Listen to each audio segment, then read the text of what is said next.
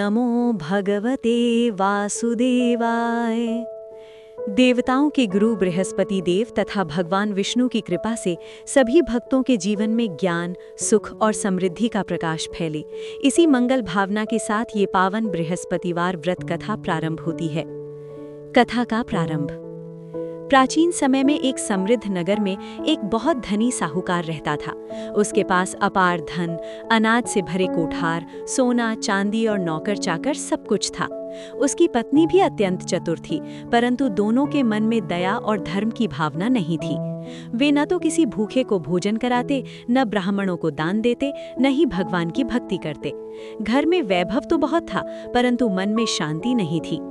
उसी नगर में एक निर्धन ब्राह्मण अपनी पत्नी के साथ रहता था। वो ब्राह्मण अत्यंत धार्मिक और संतोषी था। उसकी पत्नी हर बृहस्पतिवार को भगवान विष्णु और देवगुरु बृहस्पति का व्रत करती थी।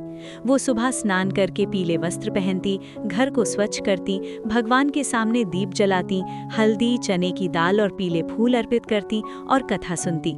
दिन भर नमक रहित भोजन करती और सायंकाल किसी गरीब को दान देकर ही भोजन ग्रहण करती। धीरे धीरे आया परिवर्तन। समय बीतने लगा। धीरे धीरे उस गरीब ब्राह्मण के घर में सुख समृद्धि आने लगी। पहले जहां घर में अभाव था, वहां अन्न भरने लगा। बीमारियां दूर होने लगी, घर में शांति और प्रसन्नता बढ़ने लगी। लोग आश्चर्य करने लगे कि ये परिवर्तन कैसे हुआ। साहूकार की पत्नी ने भी ये सब देखा। उसके मन में जिज्ञासा के साथ ईर्ष्या भी उत्पन्न हुई। एक दिन वो ब्राह्मणी के घर गई और बोली, बहन, पहले तो तुम्हारे घर में बहुत गरीबी थी, अब अचानक इतना सुख कैसे आ गया? ब्राह्मणी ने मुस्कुराकर कहा, बहन, ये सब भगवान विष्णु और देवगुरु बृहस्पति की कृपा है। मैं हर बृहस्पतिवार को उनका व्रत करती हूँ। ये सुनकर साहूकार की पत्नी ने सोचा, अगर इतना आसान है तो मैं भी व्रत कर लूं। परंतु उसके मन में सच्ची श्रद्धा नहीं थी। वो केवल फल की इच्छा से व्रत करना चाहती थी। अगले बृहस्पतिवार उसने व्रत तो रखा, पर नियमों की अवहेलना की।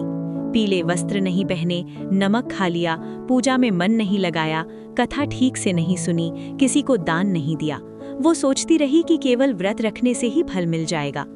कुछ ही दिनों में उसके घर में विपत्तियां आने लगीं। व्यापार में भारी घाटा हुआ, घर में कलह बढ़ गई, धन धीरे धीरे समाप्त होने लगा।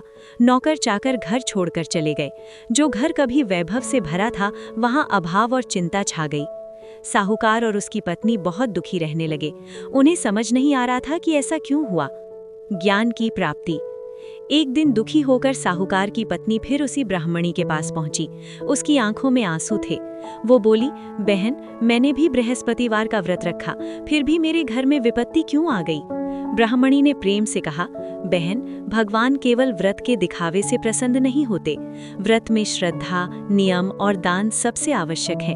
उसने आगे समझाया, व्रत मन से करना चाहिए, नमक रहित भोजन करना चाहिए, पीली वस्तुओं का दान देना चाहिए, कथा ध्यान से सुननी चाहिए, अहंकार त्यागना चाहिए।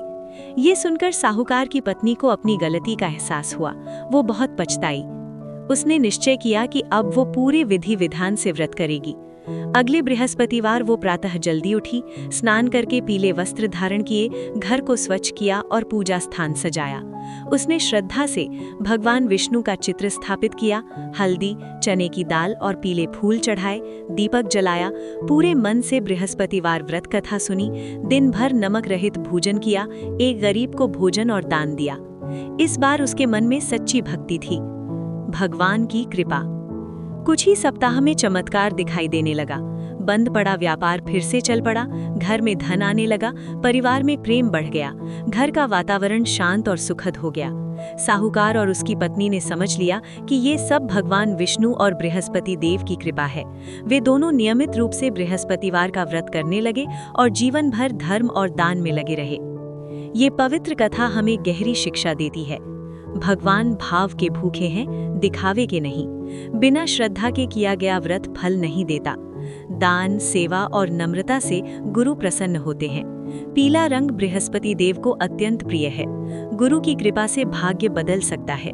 हे देव गुरु बृहस्पति, हे लक्ष्मीपति भगवान विष्णु, जैसे आपने साहूकार के घर में सुख समृद्धि प्रदान की, वैसे ही इस कथा को पढ़ने और सुनने वाले सभी भक्तों पर अपनी कृपा दृष्टि बनाए रखें। उनके जीवन से दरिद्रता, अज्ञान और दुख दूर करें तथा ज्ञान, वैभव और शांति प्रदान करें।